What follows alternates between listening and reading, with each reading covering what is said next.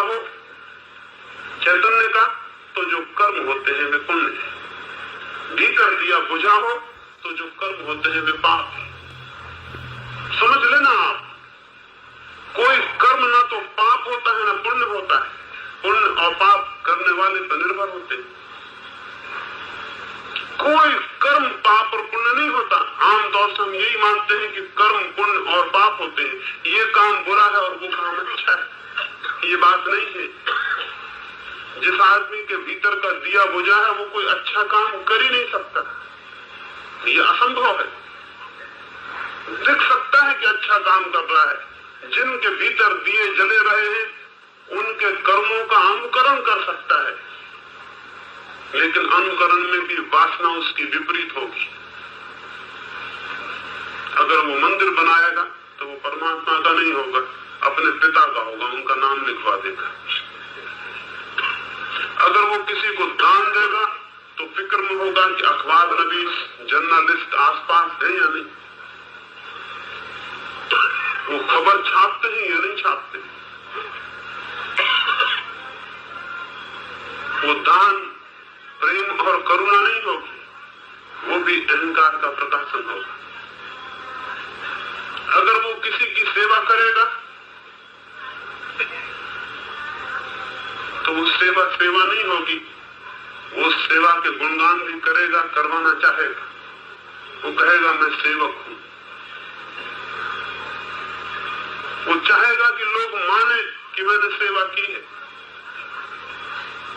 वो जो भी करेगा उसके करने के पीछे चूंकि दिया जला हुआ नहीं है, इसलिए काम अच्छे दिखाई पड़े भला पाप ही होंगे।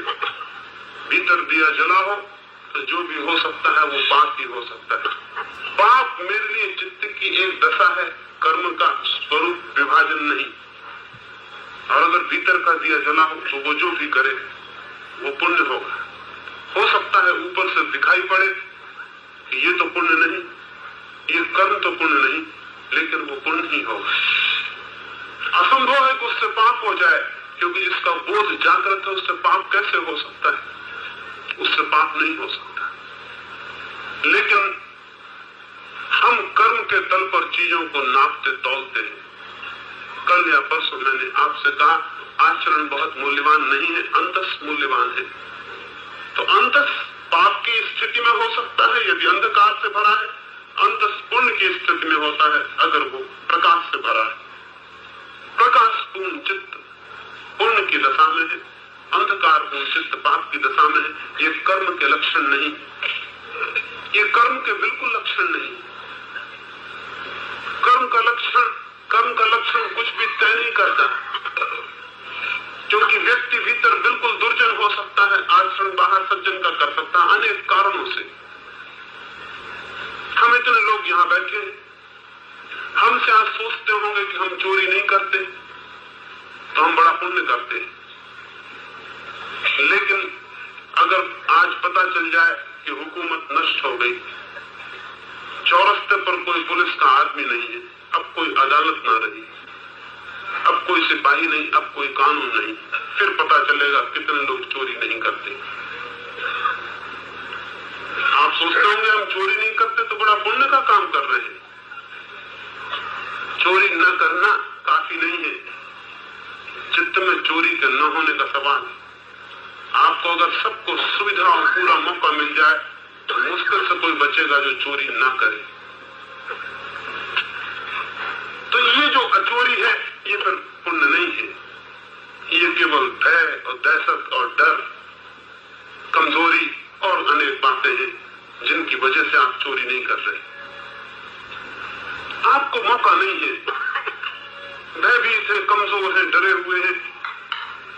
उस डर को, भय को छिपाने के लिए अदालत से, नरक से घबराए हुए हैं। उसको छिपाने के लिए आप कहते हैं मैं तो चोरी नहीं करता, चोरी करना बहुत बुरी बात है, मैं तो चोरी करने का बुरा काम करता ही नहीं। जो आदमी कर रहा है चोरी, उसमें आप में हो सकता है केवल सामर्थ्य का और साहस का फर्क हो, केवल सामर्थ्य और साहस का फर्क हो।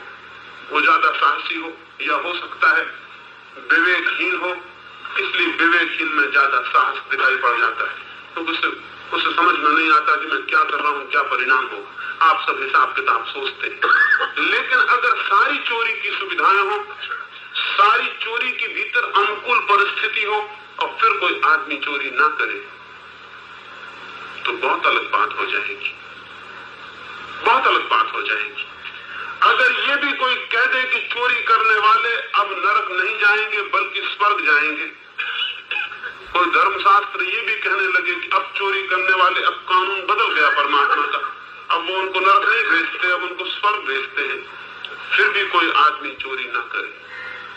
अगर ये पता चल जाए कि अब चोरी करने वालों को कष्ट नहीं दिया जाता बल्कि सम्मान मिलता है और राष्ट्रपति जो है वो उनको पुरस्कार देते हैं और पदवियां देते हैं और भगवान भी अब उनका सत्कार करने लगे, फिर भी कोई चोरी ना करे।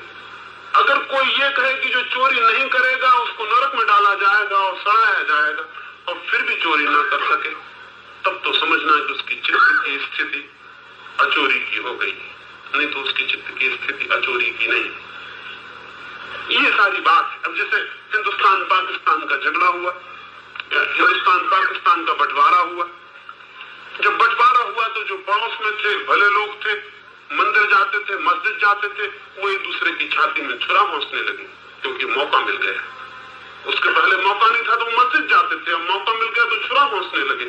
मौका नहीं मिलता था तो मंदिर में प्रार्थना करते थे, मौका मिल गया तो मकान में आग लगाने लगे। कल जब ये मंदिर जा रहे थे तब आप सोचते हैं ये दूसरे आदमी थे, ये छुरा भोंकने वाला आदमी कल भी मौजूद था, लेकिन परिस्थिति नहीं थी इसलिए प्रकट नहीं हो रहा था, छिपा हुआ था। आज परिस्थिति प्रकट होने की हो गई, ये प्रकट हो गया। कल मालूम हो रहा था मंदिर जाना पुण्य है, आज पता चल रहा है कि 10,000 हिंदुओं को काट सकता है, आग लगा सकता है, मुसलमानों को आग लगा सकता है। ये वही आदमी। मेरे गांव में वहां हिंदू मुस्लिम दंगे हुए तो मैंने देखा वही लोग जिनको हम समझते हैं भले हैं, जो रोज सुबह गीता उठ के पढ़ते हैं, वो इकट्ठे करने लगे कि किस तरह मुसलमानों को काटा जाए। तो मैं मानता हूं जब वो गीता को पढ़ते थे यही आदमी थे, गीता आगे पढ़ रहे थे, भीतर वही काटना पीटना छुपा था मौजूद था।